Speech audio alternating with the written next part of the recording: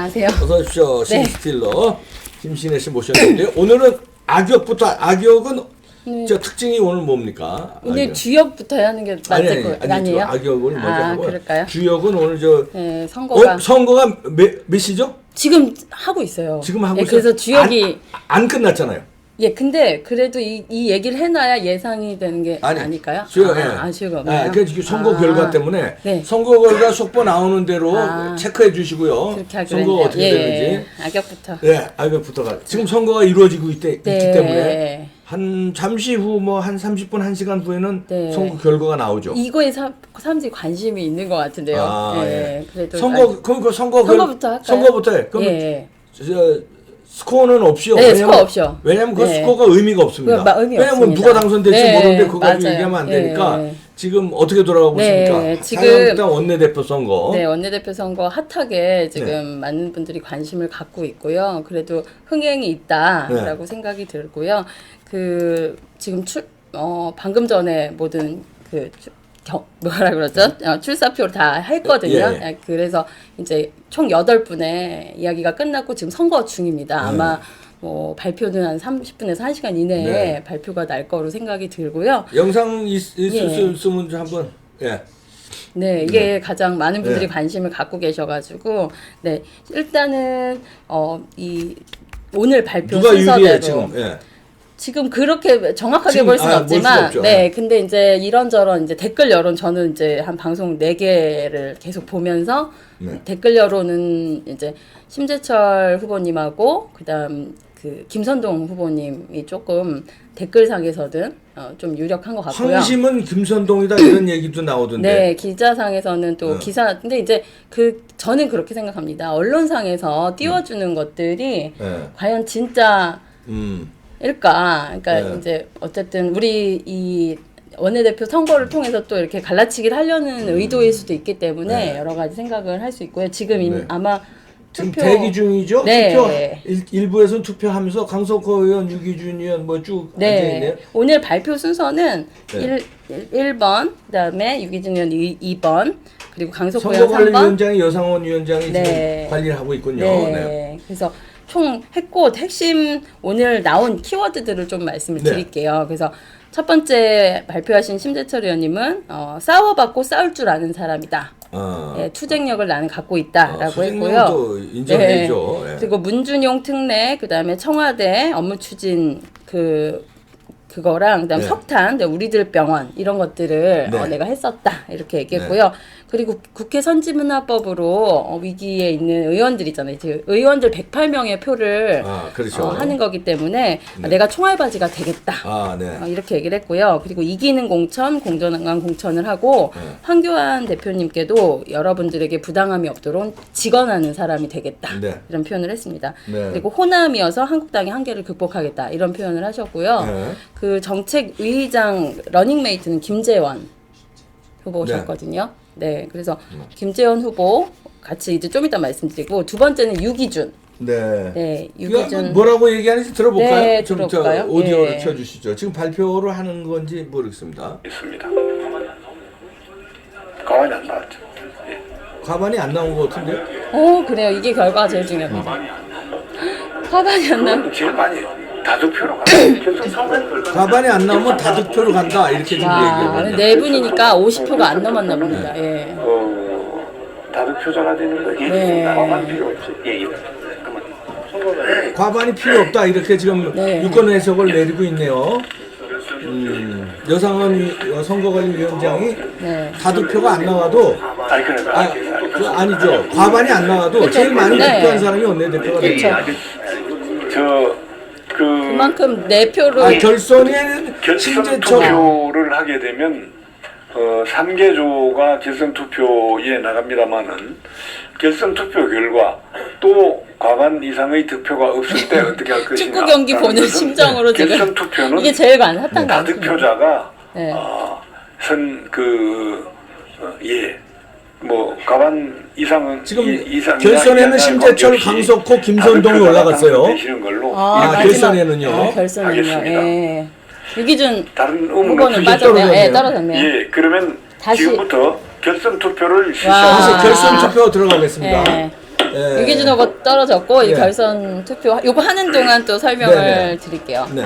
유기준 후보 얘기하려고 그랬는데 일단 떨어지셨네요. 네. 네. 결선 투표로 들어가는 현장입니다. 이제 다시 네. 결선 투표를 해서 3명 가지고 결선 투표가 이어지겠습니다. 네. 말씀하시죠. 여러분 너무 관심이 많으셔서 지금 어쨌든 유기준 후보는 떨어졌는데 저는 그렇게 생각해요. 김선동 후보가 나옴으로 인해서 원래 윤상현 후보였는데 초대선들이 네. 나오니까 내가 양보하겠다 하면서 이제 빠지셨잖아요. 윤상현 씨는 빠졌죠. 네. 그 이후에 이게 좀 격동했어요. 네. 의원들 민심이 좀 많이 바뀌었다 그래요. 왜냐면 그래서 유기준 후보는 아마 김선동 후보 나온 걸로 아마 표가 많이 올 표가 많이 줄어들었을 거다. 그렇죠. 네. 현재 결선 투표 나온 떨리네요. 예. 1번 강석호, 네. 2번 떨어졌고, 네. 3번 김선동, 4번 네. 심재천인데 1, 2, 3으로 1, 2, 다시 3으로. 이렇게 네. 됐습니다. 네. 어쨌든 저는 이번 그 원내대표 선거의 장점은 네. 국민들에게 관심을 갖게 했다. 그동안 자유한국당에서 선거한다고 해도 관심 없었거든요. 그렇죠. 예. 네. 뭐 기자들이 예전에 지난번 홍준표 당대표 시절에 기자들 30명이 네. 그 전당대회 현장에 왔었는데요. 사실은 이 노트북을 안 켜요. 왜요? 쓸 게 없으니까.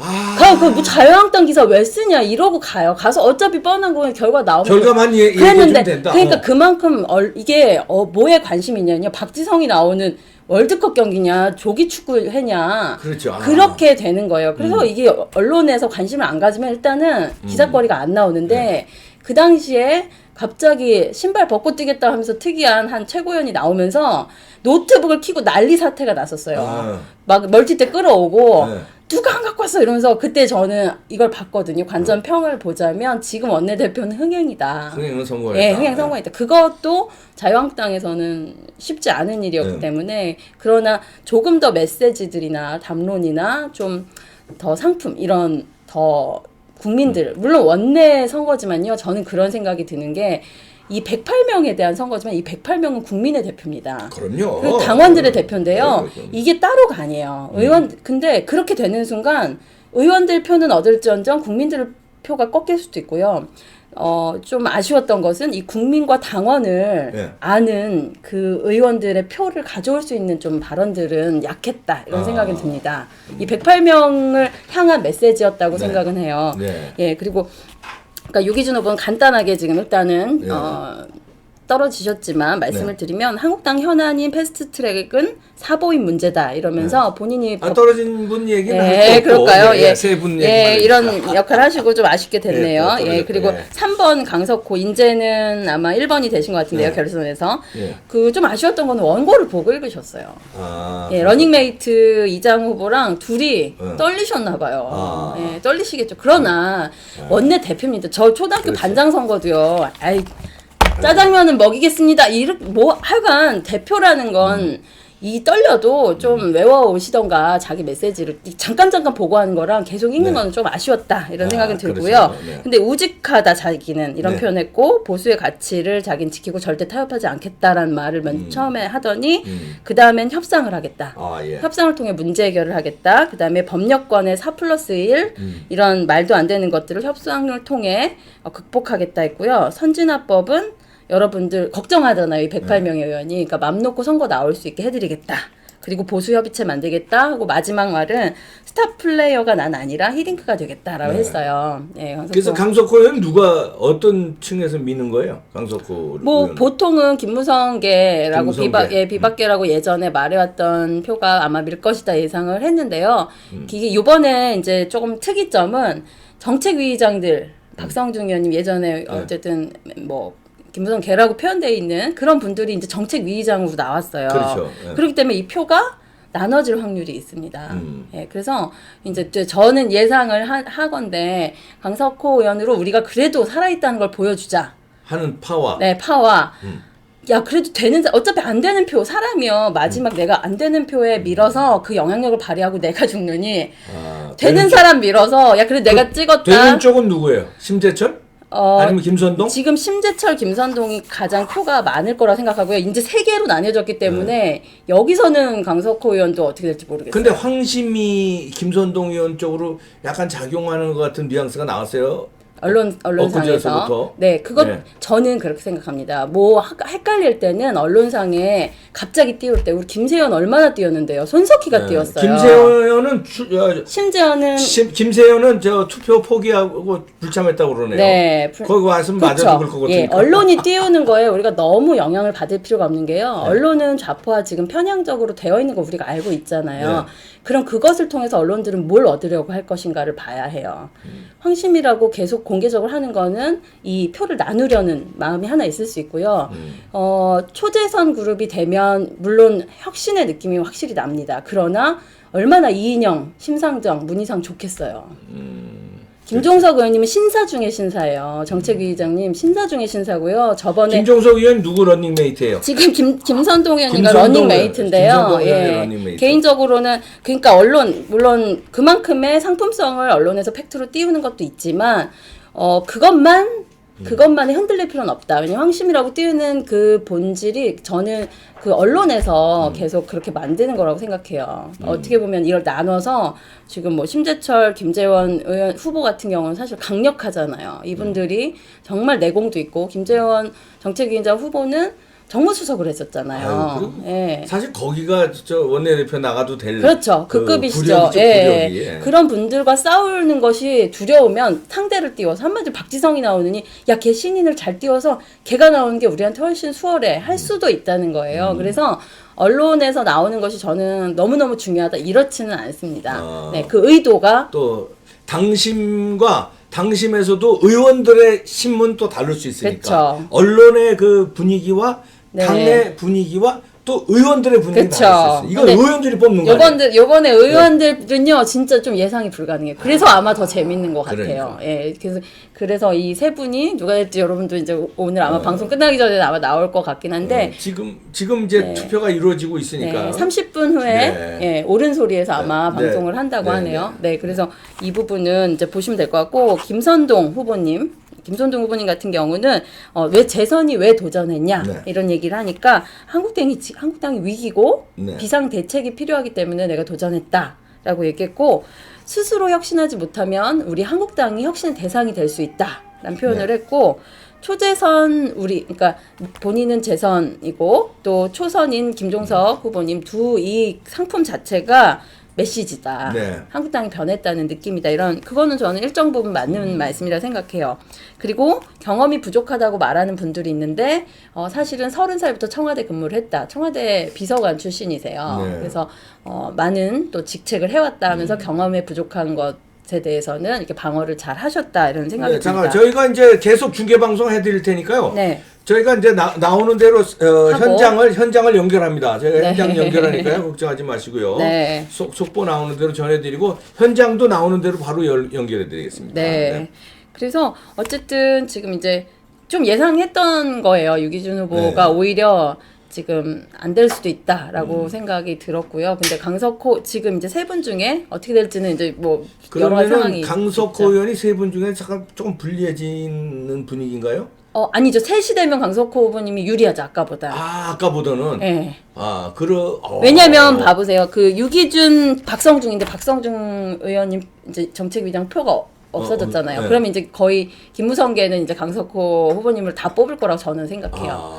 그러면 이번에 그게 몇일지, 그게 20일지, 복당파 뭐 15인일지 아니면 거의 플러스 알파 20인일지 이 108명이 세 개로 나뉘니까 김무성계가 그렇게 만약에 강석호 쪽으로 밀어준다면 국민들 민심은 그렇죠. 근데요, 안 좋을 수도 있겠네. 그럴 수도 있죠. 근데 오히려 저는 그런 생각이 드는 게 이번에 오히려 알게 될 것이다. 계속 그렇게 무성무성했던 뒤에서 저도 방송에서 어쨌든 좀 용기 있게 얘기했지만 뒤에서 계속 했던 그 무리가 한견 흔들기를 했던 그 무리가 생각보다 그렇게 크지 않다라고 저는 생각합니다. 그렇게 하면 강석호 의원이 불리할 수도 있겠네요. 그렇죠. 30표 그러니까. 이내라고 저는 예상하고요. 그럼 108 중에 30표 이내. 근데 그래도 100이니까요. 25라고 생각하면 여기서 저는 개인적인 예상인데요. 그냥 심재철, 김선동 한 5표 차로 누가 될 것 같아요. 강석호 의원이 떨어지고. 네. 근데 아까 또 강석호 의원이 유리했다고 그래가지고. 아니 아까보단 유리하다고요. 아까보다. 네, 원래 이분이 한 4위 예상 원래 6위준으로. 아까보다 유리하다는 거지. 네. 원내대표 유리하다는 건 아니고요. 왜냐면요. 원내대표 선거의 본질은 이번 총선 승리를 도와야 하거든요. 그렇죠. 근데 지금 강석호라는 후보를요. 이번 처음 한 사람들이 너무 많아요. 그럼요. 지금 댓글에 누구냐고 강석호가 도대체 누구냐. 그렇죠. 그러면요. 제가 예를 들면 선거 여기 뭐 여기가 무슨 구죠? 여기가 종로구에 제가 만약 후보로 나왔다고 쳐보세요. 그러면 원내대표들이 와서 그 선거를 같이 네. 유세를 해주거든요. 그러면 이 후보들이 오지 마세요라고 해요. 원내대표. 원내대표님 제발 오지 마세요. 오시면 몰라요. 네. 원내대표님 누군지 설명하는데 1시간이 들어요. 오지 마세요. 네. 그럼 이런 분이 지금 이 선거 전에 원내대표로서 상품성이 없어요. 근데 그분은 자기 상품성을 아니까 나는 히딩크가 되겠다 했잖아요. 네. 머리는 좋으신 분 같아요. 자기는 근데 지금 그런 분 지금 히딩크가 필요한 게 아니고요. 그거는 황 대표님이랑 공천심사위원장이 할 거예요. 네. 원내대표는 알려져 있어야 돼요. 최소한 나경원이 온다 하면 다 알아요. 그 나경원 원내대표보다 더 힘을 발휘할 수 있고 인지도가 있고 아이고 괜찮겠네. 그 사람이 밀면 여기도 괜찮겠네 하는 그런 분들이 총선 전에 예. 저는 원내대표로서 훨씬 힘이 있다라고 그런 생각하고요. 면에서는 강석호 의원이 좀 불리하다. 좀 불리하다. 예, 그런데 김선동 의원도 그런 면에서는 불리하죠. 그렇죠. 김선동 의원도 같이 김선동 불리죠. 의원도 잘 뭐 몰라요. 잘 모르죠. 네. 그 지명도 면에서는 심재철 의원이 제일 유리할 그렇죠. 수 있고요. 인지도 면에서는 그럴 수 있고요. 인지도 면과 투쟁력 면에서도 네. 심재철 의원이 많이 점수를 딸 수 있고요. 맞습니다. 예. 네. 김선동 의원은 황심과 그러니까 신선한 네. 거, 그다음 네. 변화 혁신 이런 거에 점수 좀 딸 수 맞습니다. 있겠지만. 근데 황심은요, 저는 그렇게 생각해요. 황심에 대해서 이제 언론에서 보도를 했지만. 황심은 무심이다 이런 얘기도 있고요. 네, 황교안 대표는 나는 그런 거 없다라고 했고요. 실제로 저는 김선동 의원님을 좀 잘 아는데, 예. 홍준표 대표 때 여의도 연구원장을 지냈고요. 그리고 홍준표 대표 그 전에 서울시당 위원장을 했어요. 예. 그리고 박근혜 대통령 때 네. 청와대에서 근무를 하셨었고 이분도 그렇게 뭐 누구 계파에 섞여 있는 분도 아니고 그러나 뭐 탄핵에 대한 입장이나 이런 것들은 뭐 분명하셨죠. 탄핵을 반대하셨고 의리가 있고 그런 분인 것은 확실히 맞습니다. 그런데 저는 뭐 황심이라고까지 보여지지 않아요. 그것은. 예. 그건 지켜보고요. 현장 상황이 나오는 대로 바로 네. 연결해 드리는데요. 지금 다시 말씀드리면 결선 투표 세 분이 결선에 올라가서 결선 투표를 하고 있는데 선거관리위원장 여상원 위원장 말에 따르면 다 과반수 필요 없고 다투표 다득점하는 후보가 원내대표 되는 걸로 네. 유권 해석을 내린 것 같습니다. 네.